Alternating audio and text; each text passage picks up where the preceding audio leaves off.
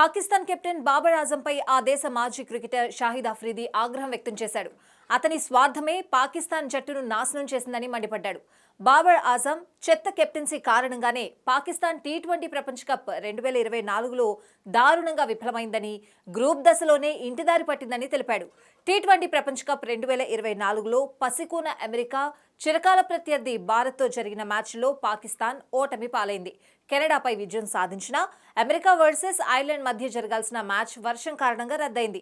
దాంతో 5 పాయింట్స్ సాధించిన అమెరికా పాకిస్తాన్ను వెనక్కి నెట్టి సూపర్ 8కు అర్హత సాధించింది. లీగ్ దశలోనే పాకిస్తాన్ టోర్నీ నుంచి నిష్క్రమించడంపై ఆ దేశ మాజీ క్రికెటర్లతో పాటు అభిమానులు ఆగ్రహం వ్యక్తం చేస్తున్నారు. ఈ క్రమంలోనే షాహిద్ అఫ్రీది తన యూట్యూబ్ ఛానల్ వేదికగా బాబర్ ఆజంపై మండిపడ్డాడు.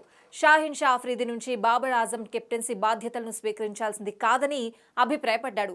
అతన్నే కెప్టెన్గా కొనసాగించాలని చెప్పి మద్దతుగా నిలిచి ఉంటే పరిస్థితి మరోలా ఉండేదని చెప్పాడు. పాకిస్తాన్ కెప్టెన్సీ మార్పు విషయంలో బాబర్ ఆజం తప్పు చేశాడు. వన్డే ప్రపంచ కప్ వైఫల్యం అనంతరం కెప్టెన్సీ బాధ్యతల నుంచి తప్పుకున్న అతను మళ్లీ సారథ్య బాధ్యతలు స్వీకరించాల్సింది కాదు. షాహీన్ అఫ్రీదీనే కెప్టెన్గా కొనసాగించాల్సిందని సెలెక్టర్లకు చెప్పాల్సింది. కనీసం టీ20 ప్రపంచ కప్ ముగిసే వరకు అయినా షాహీన్ అఫ్రీదీని కెప్టెన్గా ఉంచాలని, అతని సారథ్యంలో ఆడతానని చెప్పి ఉంటే అతనిపై గౌరవం పెరిగేది. ఈ విషయంలో బాబర్ ఆజం ఒక్కడనే తప్పుబట్టాల్సిన పర్లేదు.